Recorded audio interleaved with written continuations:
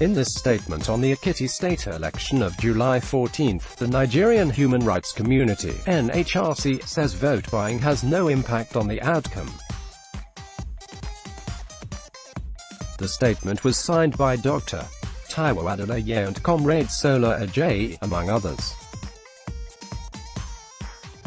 We have read many reports, many of them accurate, but there have also been inaccurate reports released to score cheap political gains. We monitored the election. Many of us here were in Ekiti as monitors. We were in Ekiti 2 weeks before the election, gathering information and monitoring pre-election activities.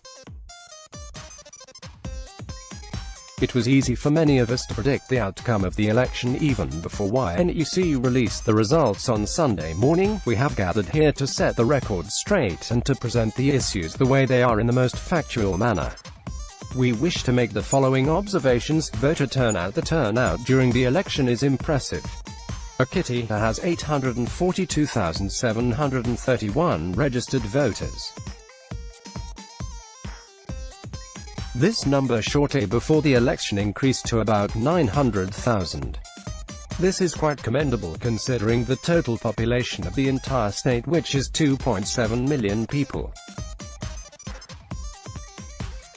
Out of the figures, 667,064 PVCs were collected while 246,270 PCVs were not collected. There are 177 wards in 131 towns and villages located in 16 local governments. The number of voters represent about 65% of the voting age, which is one of the highest in the country. Security. That the security operatives performed above average. There were no incidences of police harassment, intimidation or human rights violations prior or throughout the one-day exercise.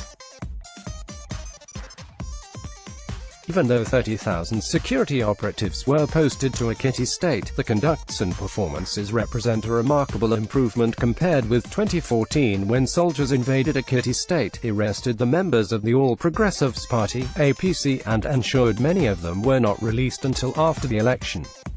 In comparative sense, there is tremendous improvement in security. We should not be quick to forget that in 2014, militants in military uniforms invaded Ekiti state under the guise of security operatives, shooting indiscriminately across the state. We should not forget that the current governor-elect, Dr. Kayode Fayemi, in 2014, was shot at. The bullets hit an APC member who died on the spot.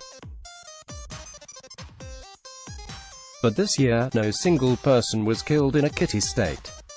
This is quite commendable. INEC. We wish to commend the conduct of the Independent National Electoral Commission (INEC) for the exceptional ways they conducted the election. We observed the arrival of voting materials on time. The idea of allowing voters to be accredited and vote at the same time was remarkable. There were few cases of malfunctioning machines, but these were not significant. Media. We commend the coverage of the election by the print and electronic media. There was a conscious attempt by the media to report in an objective and balanced manner. Though it was a local election, the presence of mainstream media from across the country was commendable. The aspirants largely had access to the mainstream media. The media also in many respects avoided sensationalism. However, we frown at the resort to manipulation of the state-owned media by the government of Mr. Ayodele Fayosha.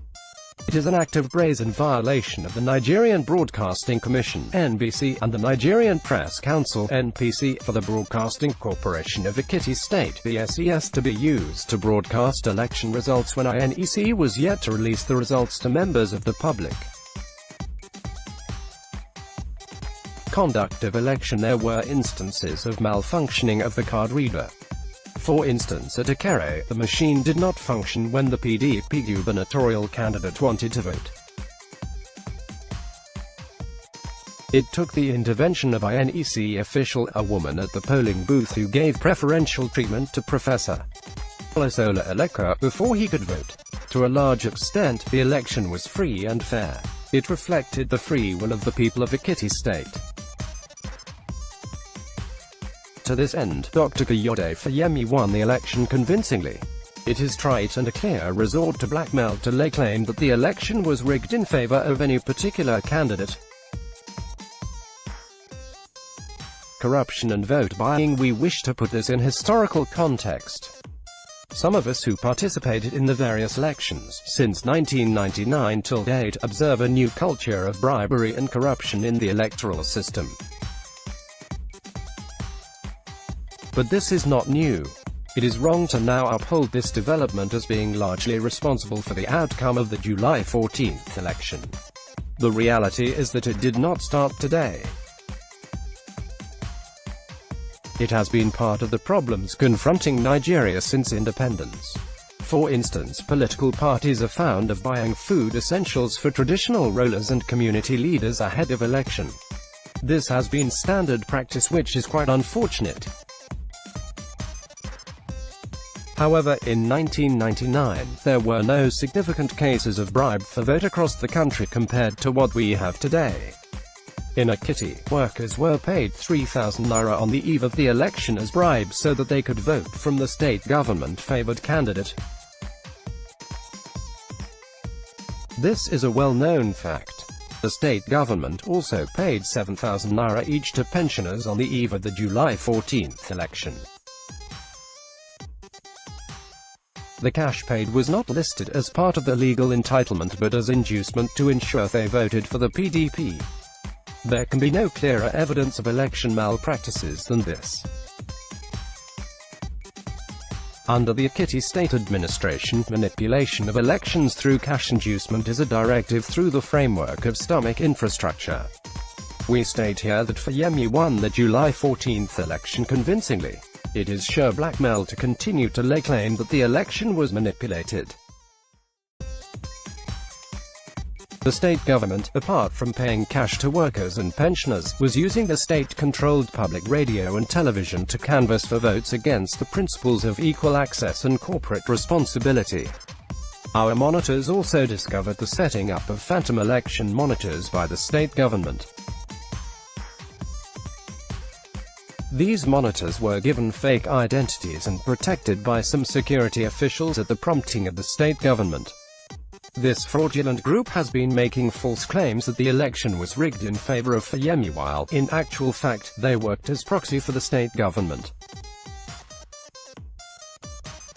Recommendations. The NHRC wishes to recommend the following. Political parties should adopt direct primaries.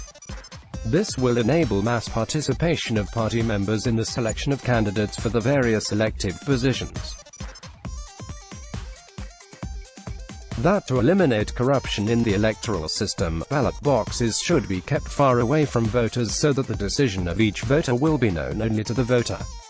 That federal government should demonstrate political will to implement the recommendations of the Justice UWAI's panel, which recommended electoral tribunals for election offenders. Ekiti needs more polling booths. In many instances, voters had to be transported for over 4 kilometers before they could vote.